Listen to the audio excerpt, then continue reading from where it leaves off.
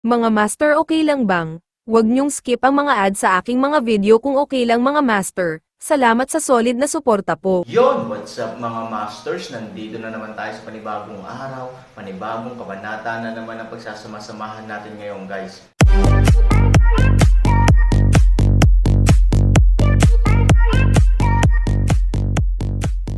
Bali mga masters, kung bago ka pa lang po sa aking YouTube channel, please click the subscribe button, lalong-lalo na po yung notification bell guys, para maging connected pa rin tayo sa isa't isa at maging updated kayo sa mga susunod ko pang video. Bali mga masters, bago natin umpisahan ng kwento ay mag-shoutout po muna tayo para sa mga solid nating tagapakinig. Shoutout kay Eric Francisco at shoutout kay Danilo Wamar. Yun na nga mga masters, no? Bali hindi na ito patagalin. In 3, 2, 1, let's go! Sa ilalim ng magandang hitsura, marami talagang krisis na nakatago doon. Gayunpaman, hindi masabi ni Wayne Yu kung ano ang eksaktong nangyari doon at kung bakit ito naging masamang lugar, isa lang talaga ang alam niya. Ibig sabihin delikado at bawal ang lugar na iyon.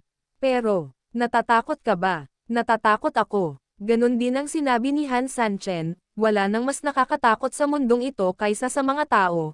Tsaka kung nahuli tayo, mamamatay lang tayo. Ano pa ba ang dapat ikatakot? Tama ka, ngumiti si Wayne Yu. Tumanggaw si Han Sanchen, isang lalaki at isang baka, at mabilis na sumugod sa lugar na iyon. Hindi nagtagal, lumipad ang dalawang tao sa gitna ng kakahuyan at pumasok sa isang lambak, parang biglang nagbago lahat ng nasa paligid nila, parang nasa ibang mundo sila. Dito, ang araw ay sumisikat ng maliwanag at ito ay ganap na tagsibol. Pati ang hangin dito ay napakalinaw. Basically, mahirap para sa iyo na i-connecta ang lugar na ito sa tinatawag na Forbidden Land, ang mararamdaman mo talaga ay ang walang katapusang tagsibol at ang hininga ng kalikasan. Mga gintong bukid ng trigo, berdeng puno, at iba't ibang ibon at hayop, hindi ba ito ang pinakamagandang lugar sa kalikasan? Tandaan mo, huwag tayong magpapaloko sa kung ano mang nasa harap natin. Sa orihinal, hindi talaga sineseryoso ni Han Sanchen ang mga bagay na ito, ngunit habang naglalakad ang isang tao at isang baka sa loob, ang mas tahimik sa loob ay naging mas tahimik, bukod pa rito, pagkatapos na maiunat ang malalaking puno at walang sinag ng araw na tumagos, ang mga alon ng lamig ay dumating. Tila takot na takot ang kakaibang baka sa lugar na ito, maingat itong naglakad at tumingin sa paligid. I said, bakit ang gloomy nitong lugar? Anong kinakatakutan mo? Pinutol siya ni Han Sanchen, may malaking pagkakaiba ba sa sementeryo kung nasaan ka? Tama na, tumanggaw si Wayne Yu, at dahan-daang naglakad palalim kasama si Han Sanchen sa likod niya. Makalipas ang mga ilang minuto, isang tao at isang baka ang nag-isip na makakapasok sila sa mas malalim na kagubatan, ngunit sa kanilang pagtataka, bigla nilang napagtanto na tila sila ay naliligaw. Ang kagubatan na ito ay napakalaki, at ito ay ganap na konektado sa kagubatan sa labas at nagiging isang dagat ng kagubatan. Bukod pa rito, medyo komplikado ang bundok, kaya normal lang na maligaw. Gayunpaman, natuklasan ni Han Sanchen na ang dahilan kung bakit sila na-trap ay dahil sa porma sayon na ginamit sa kakahuyan. Han Sanchen, ano ang dapat nating gawin ngayon? Hindi tayo makakaalis dito, kung maabutin ng kalaban, nag-aalalang sabi ni Wayne Yu. Pero kung pilit tayong aalis, maabutin man ng kalaban o hindi, mamamatay lang tayo sa pagod. This place is a maze. Tumanggaw si Han Sanchen at seryosong nagsabi, gayunpaman, mayroon akong ilang pananaliksik sa paraan ng labanan, sa pangkalahatan, ang pagbuo na ito, bigyan mo ako ng ilang oras, maaari akong mag-isip ng isang paraan upang masira ito. Magpahinga ka muna para makatipid ka.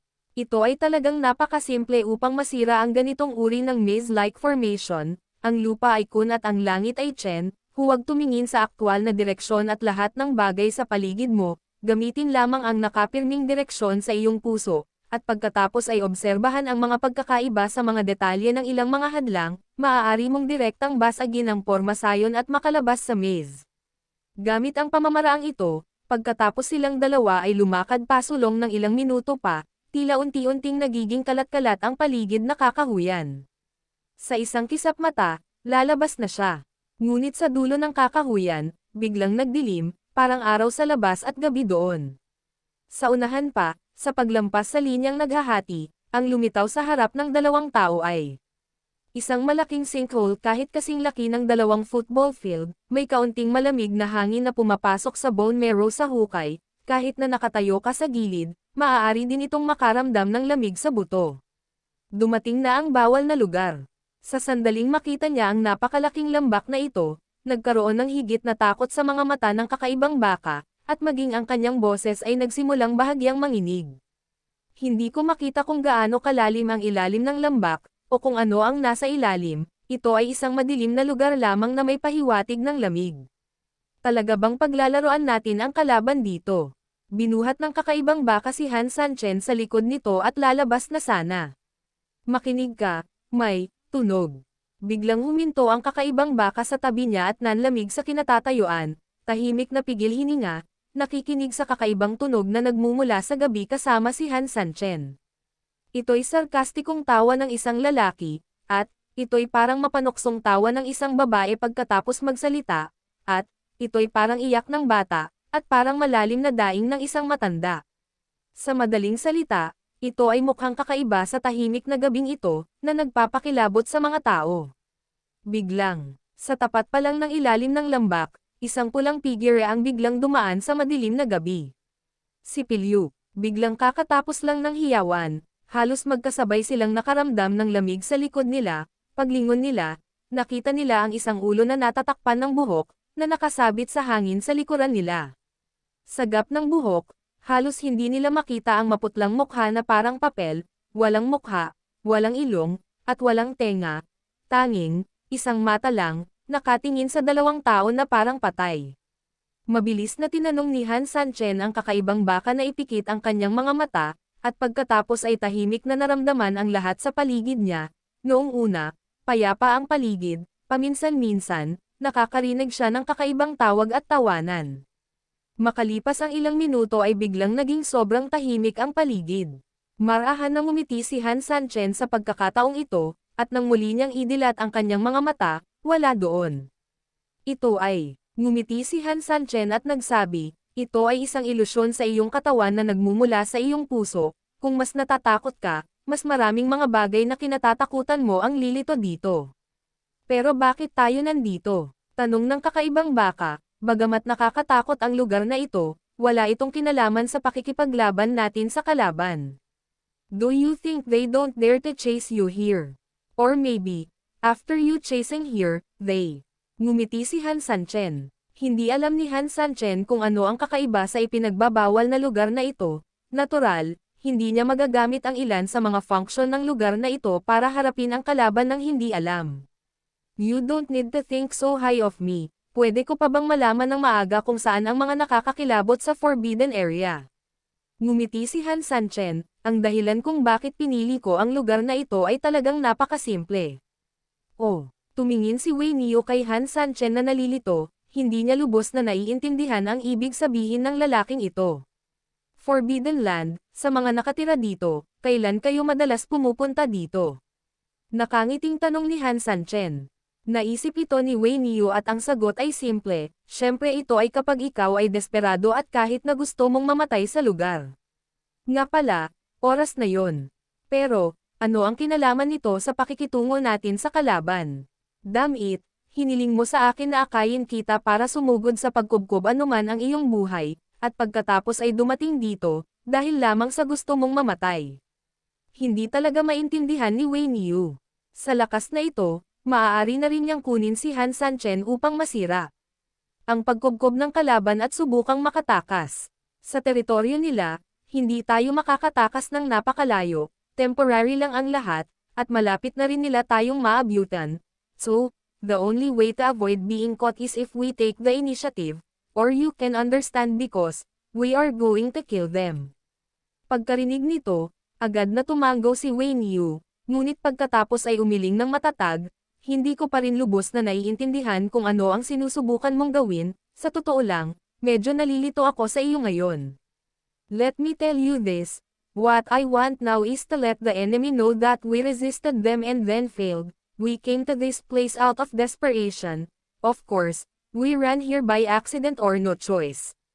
Tapos ano? Tapos, Mahiwagang ngumiti si Han Sanchen, may kasabihan sa ating asol na planeta, na ipagsapalaran ang kamatayan at mabuhay, kapag itinulak natin ang ating sarili sa isang patay na dulo, natural na lilito ang 100 palabas. Matapos ang kanyang mga salita, lumingon si Han Sanchen at nakita na ang dakilang elder, na pinangungunahan ang iba pang 3 matatanda at isang grupo ng mga humahabol, ay dumating din sa hindi kalayuan sa likuran nila sa isang iglap. Fuck, run. Keep running, tingnan natin kung hanggang saan ka makakatakbo, malamig na sigaw ng ikatlong matanda. Sunod-sunod na dumating ang 4 na matatanda, na nangunguna sa malaking bilang ng mga tao, sa likod nila ay isang malaking grupo ng mga tao, siksikan at mukhang nananakot, syempre, sapat na ang nakamamatay na tingin sa mga mukha ng 4 na matanda para makaramdam ng matinding pagkasikal sa mga tao. Tumakbo ka lang, tumakbo ka, tingnan mo kung saan ka pupunta. Kakaiba ang terrain ng Forbidden Area, halos may malaking bangin sa unahan, walang nakakaalam kung gaano ito kalalim, at walang nakakaalam kung ano ang nasa ilalim. Sa makatuwid, para sa maraming mga tao, napaka hindi makatutuhanang magpatuloy sa pagtakbo, at ang tanging ruta ng pagtakas ay ganap na nilang hinarangan, masasabing walang choice si Han Sanchen kundi ang mamatay, imposibleng makatakas dito. I thought you can run far. But in the end, ganito lang pala. Han Sanchen, Wei Niu, sumuko ka agad. Ang 4 na matatanda ay lubos na nagtitiwala at labis na ipinagmamalaki. Marahan na ngumiti si Han Sanchen at tumingin sa 4 na matatanda, ang nanalo ay ang hari at ang natalo ay ang tulisan, kung matalo kayo, matatalo kayo, wala akong masasabi. Kay Niu, sumuko na tayo. Nang matapos siyang magsalita, itinaas ni Han Sanchen ang kanyang mga kamay bilang pagsuko. Ito ay direktang nalitaw sa kakaibang baka. Ano ang sitwasyon? I risked my life to lead you out of the enemy's encirclement, but as soon as I ran out, hindi ka man lang nagpumiglas at piniling sumuko ng diretso. Nima, hindi naman siguro ito masyadong mapangahas diba? Gayunpaman, bagamat siya ay naguguluhan, alam din ni kay Niu na silang dalawa ay nasa dulo ng kanilang lubid at wala ng posibilidad na mabuhay. Sa makatuwid, tila walang ibang pagpipilian maliban sa pagsuko. Sa pag-iisip nito, ngumuso si Wei Niu at ibinaling ang ulo sa isang tabi, bagamat ayaw niyang iyuko ang kanyang ulo at sumuko, halos sumuko na siya sa pagtutol. Alam nyo naman ang taste nyo, malamig na umungol ang dakilang elder.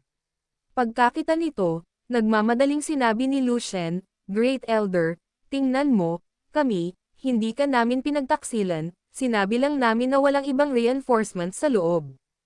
Oo, grabe ang apo na ito, ayaw lang niya na bigyan ka namin ng impormasyon, kaya kusa siyang gumawa ng chess piece na parang sinadya ka naming akitin, kung tutusin, napakakapakipakinabang ng impormasyon na ibinigay namin sa iyo, nang. Sa paghusga sa sitwasyon noong panahong iyon, ang 2 tao ay tila ang mga taong sadyang inayos ni Han Sanchen, ngunit ngayong si Han Sanchen at iba pa ay nasa dulo na ng kanilang lubad, natural na nauunawaan ng dakilang elder na ang lahat ay panlilin lang ni Han Sanchen. Sa katunayan, ang impormasyong ibinigay ng 2 taong ito ay karaniwang walang anumang mga pagkakamali. Gayunpaman, wala itong ibig sabihin, o hindi ibig sabihin na hahayaan na ng dakilang elder ang 2 lalaking ito. Ngumiti siya ng malamig, at napalabas si Lu Shen at Erhu. Well, I was the elder who wrongly accused you before, ngayon mukhang totoo na ang sinabi mo, therefore, I am sorry for my previous wrong accusation. Si Lu Shen at ang 2 pa ay tumingin sa dakilang elder na nalilito. Oo, bagamat parang humihingi siya ng tawad, may kasabihan na ang paghingi ng tawad ay dapat na napakagalang, ngunit bakit siya ngayon ay napakalupit na humingi ng tawad? Napalabas silang 2, isang hindi kilalang premonition ang pumuno sa kanilang mga katawan, at ang 2 sa kanila ay tumingin sa dakilang matanda sa takot. Then Great Elder, pwede ba, pwede bang? Wala na, Tara na. Malamig na ngumiti ang dakilang elder at nagkatinginan kasama ang 3 pang tao, saan ka pupunta? Kami, yumuko ang unang matanda, marahang tinapik ang balikat ni Lu Shen, at nakangiting sinabi, kasama kayong lahat. Ganito ang pagdating mo, at dapat ganito ang pag-alis mo, ang tawag dito ay magkasama at maayos. Pagkatapos sabihin ito, ipinalakpak ng matanda ang kanyang mga kamay, At sa sumunod na segundo, sina Xiaono at Lian Hua ay pinalaki.